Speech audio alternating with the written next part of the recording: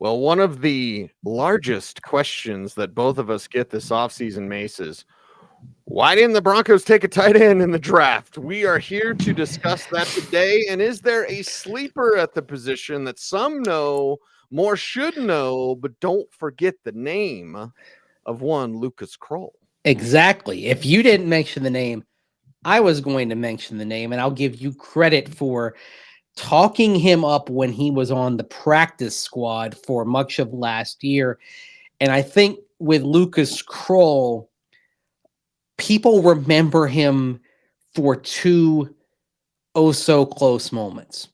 Right. Against Houston, Broncos trying to get the game-winning touchdown, and Russell Wilson kind of throwing it in a tight coverage, and Krull couldn't come down with it. That wasn't on Krull. That was, it wasn't the best decision to throw it there. He had defenders around him. The ball wasn't well placed. It ended up ending the game. But then you go to week 18 in Las Vegas, and post route looks like Krull's got a touchdown catch. Great defensive play to prevent that. If you put one of those moments on, and you're talking about Lucas Krull going into the offseason with a signature moment that maybe engenders confidence, it's just sort of it's the narrow line that you end up straddling in the NFL between success and failure. But the fact that he had a chance to make those plays, I know it's not everything, but maybe shows you that the Broncos have some high hopes for him with better quarterbacking. Right. With better quarterbacking, with a system that's ran to the letter of the law and some improvisation here and there. But Mace, the decision not to take a tight end, you and I get to see the media portion of practice, which isn't much. It's stretching and some one-on-one drills. The team has seen all the practices. They've got all the video on Lucas Krull, all up in the videos. So their decision to avoid taking a tight end, is it because of what they've seen in practice? Not only avoid taking a tight end, but avoid signing a tight end, because they could have gotten one in free agency. Instead, their call was to bring back Adam Troutman, and they let go of Chris Manhertz, the blocking tight ends from last year. But they brought back Troutman, who's the all-around threat. So I think part of it is Lucas Krull, because here's the thing. You have Greg Dulcich, and we know that Dulcich, when healthy, can be an effective pass catcher. Sure. But when healthy is the two words that define his career. He's missed 22 of 34 games. You're not going into the season with Greg Dulcich as a primary plan, as your primary pass catching tight end like that. You don't do that unless you feel good about the person below him and saying, okay, this is what we've got on the roster and we're okay with it. And so I think one reason why you're seeing this, obviously the draft didn't go maybe it didn't flow the way they wanted. They couldn't get Wiley, but they had the opportunity to get Dallin Holker. They didn't draft him.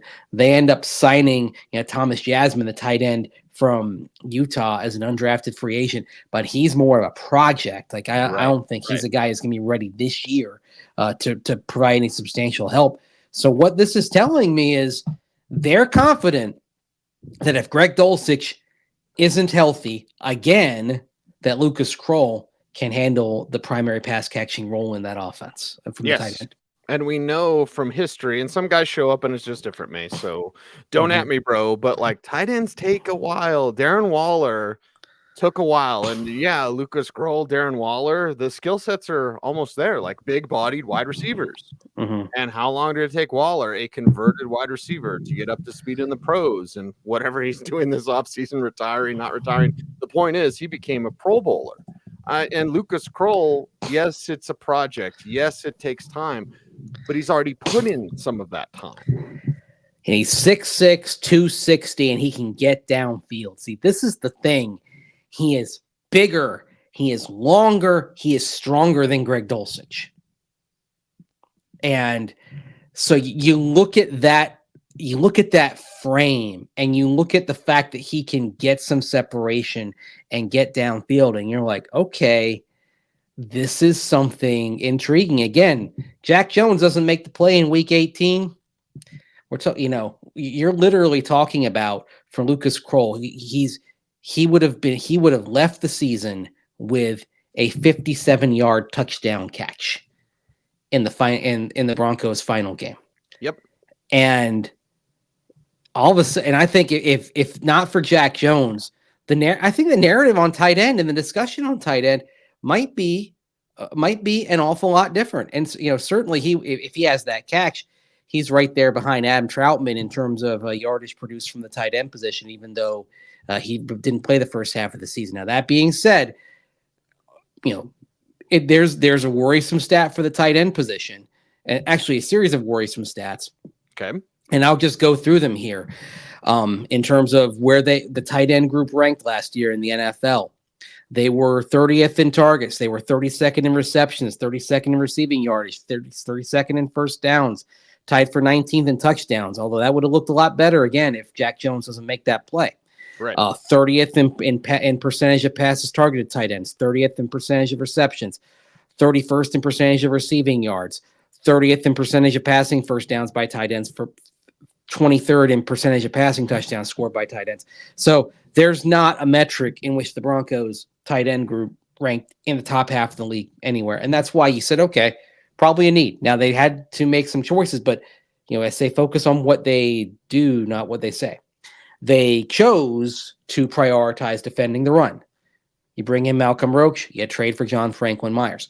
They chose to target, when they moved on from Justin Simmons, again, a safety who can offer strong run support in Brandon Jones. They chose to make sure the offensive line depth was set up well. Sam Mustipher, Calvin Throckmorton, Matt Pert. You have some guys with experience there that are backing up on the interior and the exterior. They chose Cody Barton at inside linebacker to replace Josie Jewell, someone that they hope can help them in coverage. They made all these choices, and then you get to the draft choices, like going with Jonah Ellis, for example, in round 3, and they said, okay, we're fine writing this at tight end, and you don't do that unless you've got a level of comfort with what you have. And I think this is where the level of comfort with Lucas Krull matters, because while it'd be great that you can get what you can out of Greg Dulcich, you have to be ready for the inevitable injury. Yeah, and that's what this team is prepared for, and Krull could be that sleeper as he continues his development. Now, the last day of the locker room is always interesting. As we've talked about our conversation with Josie Jewell, pretty much knew he was out of there. We had a different conversation, and we might have been the only two that talked to Lucas Krull, Mace. I believe we love all were. Of our friends. We love all of our friends in the media, but I think believe we were. We're the only two that saw Krull and we're like, hey, let's go get Krull. And there's a reason why. So let's play the first clip of Krull talking about his offseason. No, I feel great. I think this journey, is just beginning for me. And last year being a great learning year, coming in this year, starting to get my feet a little wet, getting in the action, doing the things I can to help this team any way possible. And I'm just super excited for the future. I know I'm just breaking the ice. I have full confidence in my ability and my potential, and I can't wait for this offseason to get back to work and get ready for this next season. As the Carpenters said, we've only just begun. Right. And on a down day. Also, Happy Gilmore said that too. Yes, of course. I always got to quote Happy Gilmore. But on a down day, Mace, and it's interesting emotions. There was a hope with Krull in his game and his development for the future. There was, because you did see the ability to get open, and you did see the ability to stretch the field. Like, that's the thing. Even though it didn't result in that big play at the end, you did look at, in terms of his body of work, he did average nearly 12 yards a catch. Limited, 95 yards on 8 receptions. He had that nice 35-yard catch against the Chargers. That was actually his first career reception. And it was very interesting to see how, after that, his playing time did increase. He played 25% of the snaps against the Chargers in week 14. After that, he never failed to play at least 32% of the snaps. And by the way, in week 18, played more than half the snaps, again, where he had that so close moment that Jack Jones prevented. It wasn't anything that Krull did wrong. It was just a great play. It was, as they'd say in baseball, it's tip your cap moment that you had for Jack Jones. Great play on the ball. But that's how close Lucas Krull was to kind of that signature moment that I think would have. I think it would have resonated going into the offseason. But here's the thing. Inside that building, they look at that and say, okay, it was a great play by Jack Jones. Lucas Krull ran a good route on that play too. Yep. And Jarrett Stidham, if he put maybe if Jarrett puts a little bit more on the ball, but you know what? That's not on Lucas Krull not making that play. So that's what you're looking at. And that's why you can say, okay, is Greg Dulcich our primary tight end in space? Yes. But here's another option. And oh, by the way, at 6'6" and 260, and this is something Krull brings that probably Greg Dulcich doesn't, and that's the ability to flourish as an inline tight end because he has the frame and the size to be more physical than Greg Dulcich can. And it's the declaration of influence. If you have a tight end out there, then you're declaring a heavy package. Let's say it's 12 personnel. It's Troutman and Krull on the field. Oh, they were going to run the ball. This is 2 tight ends. Krull's actually a receiver. It's actually more 11 personnel where he's going to run a route. And Sean Payton's going to love drawing up plays for this guy. And Bo Nix, I mean, there might be a chemistry there with Nix and Lucas Krull that we see developing. We'll keep our eye on that. That's the kind of thing I'd like to see as we get into OTAs here, as we get to watch the team once a week for a few weeks. Then we, of course, see the 3 days in minicamp next month. Is this is a combination I think has some potential. And here's the thing, like if it's there, they're not going to focus on the fact that Lucas Krull is, someone who came in after being cut by the Saints, was on the practice squad. They're not going to focus on the backstory. They're going to focus on what he can do right now. And oh, by the way, this is something that came up after that big catch against the Chargers, is how Krull basically sticks with Adam Troutman. And look, Troutman's not the most dynamic player, but he's a leader in that tight end room. Yes. And he's somebody that when his road kind of dead-ended as a pass-catching tight end, he pivoted to be someone who was a plus player as a blocker. And now we're talking about Adam Troutman. Yes, his production isn't great, but he's making a solid career for himself. And he's one of those guys in that locker room that players turn to. And Krull, I think very wisely, is kind of sticking with Adam Troutman, learning about the game, learning the subtleties, and learning about the blocking part of it, because that is his ticket. The pass catching, the dynamic plays in the open field, those possibilities, they're going to be there for Lucas Krull. He blossoms as a blocker.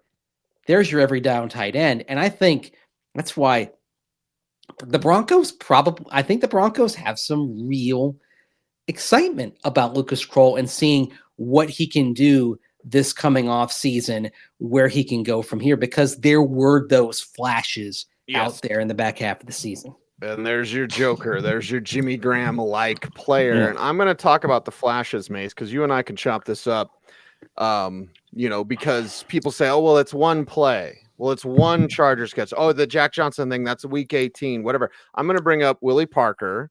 Before he blew up for the Steelers, he had one game at the end of the year. I think it was against the Titans. And he blew up, and then the next year he had 1,000 yards rushing. Mm-hmm. I'm going to bring up Rod Smith. Rod Smith had a play on Darrell Green. Yeah. And it was one play. But then all of a sudden you're like, who the hell is that? Yeah. I remember the play distinctly being like, the dude just made a play on Darrell Green for a touchdown in his first NFL catch. So when we say one play Chargers game, when we say the Jack Johnson, that's going to be a big play.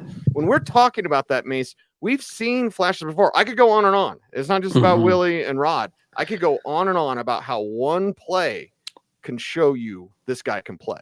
Exactly. And it's that glimpse. And then it's building the confidence off of that. And that's a tool that you got to have in your belt, is confidence. You do it once, and then, okay, get out there and do it again.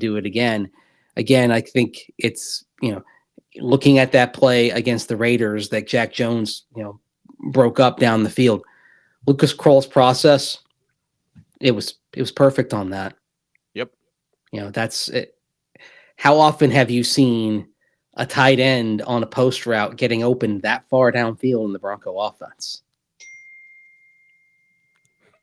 A very appropriate ding. I like that. It's like a. That was there we go. The serendipity, right? Oh, yes, I like that. Hey, we got to get that in. Yes, of course. Yes, every day. Patrick Bateman, played by Christian Bale at Texarkana and American Psycho. Yeah, isn't it sad that I know like all that? Like, yeah, Texarkana, not Dorsia. Couldn't get a reservation at Dorsia. Well, let's play the second you clip. know. Yes, if you know, you're one of us. Let's play the second clip from Lucas Krull from final day. The locker room was open, and just some more excitement from this young man. Oh, I'm planning on attacking it for sure. I have so much fire in my belly right now to continue to get better, and so much motivation, and I can't wait. So, I have a plan in place. I have a group of guys. Kenny Pickett, one of my close friends, college, roommate, or not roommate, but college teammate. So him and I every offseason usually get together. So we'll head down to Florida together, probably early February, and then start getting right after it. So he was working out with Kenny Pickett earlier in the offseason. Of course, to reset on that, he did make those comments back in January. Right. I have to say, I wonder what Lucas Krull and Kenny Pickett talked about as things were going down with Russell Wilson, because we know Kenny Pickett wasn't too happy about things that had been promised to him and then were reportedly reneged upon. Yes. And now Kenny Pickett is a Philadelphia Eagle rather than a Pittsburgh Steeler. Interesting. And we'll see the fly on the wall, right? Yes. Be a fly on the wall in the room when the two of them were chopping it up back in March. Can you believe that they brought in Russell Wilson? And Lucas is like, man, I got stories. Probably. I'm not saying he was like that, but hey, in this sport, guys talk. Oh yeah. Yes. Guys do talk. Guys talk. Well, the talk around the Broncos about the tight end is, hey, Greg Dulcich is really talented. If he can work out, that'd be fantastic. But Lucas Krull is right there. Yes. To be perhaps the sleeper. And I can't wait to see him explode onto the scene again. Kid's going to put in the work. We'll see the connection with Nix. And of course, I'll be talking about all the time. Because correct me if I'm wrong, Krull is able to practice at rookie minicamp, correct? I don't think so, because he got to remember he spent the time, he was on the 53 man at the end of the season. Okay. And he played most of the back half. I don't think he's available for rookie minicamp. So you'd get him out there, in the weeks that followed. I think I'd have to look at the eligibility on Nate Adkins, of course. Yes. Another tight end the Broncos had kind of in that practice squad, occasionally playing mix. Now, Nate Adkins is a different conversation because he's also a fullback, also an H-back. His path may be more fullback reps. It's also more clearly as a blocker, and that's where cutting Chris Manhertz is interesting, because I think in terms of that strictly a blocker type of player in that room, that might be Nate Adkins on the 2024 Broncos. Right. So we'll see, man. It's an interesting discussion. We'll see how it shakes out, but they chose not to get a tight end. There's a reason, Mace. There's a reason for that. It was a choice. Now, they didn't forget. They didn't forget, but it was an evaluation of priorities. They should think about this, because they could have had your Duke Jared Wiley in round 3. Okay. Yep. At pick 76, they made a choice, and it was interesting. It was like, I think they said they referred to Jonah Ellis. They didn't say which other player, but there was a half we round. We played that in the Ellis show, right? Yes, we did. Half round difference between who was next. So let's live in a universe where, again, we're just kind of spitballing here. let's say you're having the conversation about Jared Wiley. You are, or any tight end, but you are making the choice there that you would rather have another edge. And again, positional value matters. And edge is here and tight end is here in terms of overall roster construction. Yes. Edge is just higher. But you decide you had somebody who may well be your fifth edge if Drew Sanders steps up and flourishes. He might be your fifth edge rather than adding a tight end who could have been tight end 1 or tight end 2. Right. And you don't do that if you don't have a level of comfort with the players in that room. And oh, by the way, they didn't do the thing they did last year on day 3. Remember, on day 3 of the draft, they traded for Adam Troutman. Right. This year, there was a day 3 trade. It was for John Franklin Myers on the defensive line. So again, possibilities, but they didn't do anything about that. I know you and I, during the draft, we spitballed Courtland Sutton for Isaiah Likely. Who says no? Well, ultimately, Courtland Sutton's still a Bronco. Isaiah Likely is still a Raven. Right. And the Broncos at this moment are status quo at tight end. Love it. I love chopping it up and examining what this team has done. And if it was Wiley versus Ellis, well, they made their choice. We'll never know. We might know, but they're never going to say publicly who that other player was. But that edge is an emphasis. It is. And again, they decided they were cool at tight end. Everything was copacetic. Doesn't mean they won't add somebody in the future, but perhaps you make that add after you see what these guys have in OTAs and what they have in early training camp. So it's not that there may not be a player added to the room, but at this moment, it's about giving the Adam Troutman, Greg Dulcich, Lucas Krull, Nate Atkins room, giving them a look. Give them a chance and see what you got. It's Yep. orange and blue today. Cecil, Lammey, Andrew Mason. Got plenty for you leading up to rookie minicamp preview coming up on Friday. We will have a post-rookie minicamp show on Saturday when we get to watch practice, and I simply cannot wait. Mace, it's been an interesting week so far, right? Yeah, it'll be our first practice that we've watched since Senior Bowl. Mm-hmm. That last practice football. of Senior Bowl is always a little bit sad because it's the last time we see practice for a while. Right. So, right. Well, now we get to see it again. We thank you all for helping us out here on YouTube. But Mace, a quick reminder how to best help out our channel. you can like, You can comment. you can share. I was like, wait a second.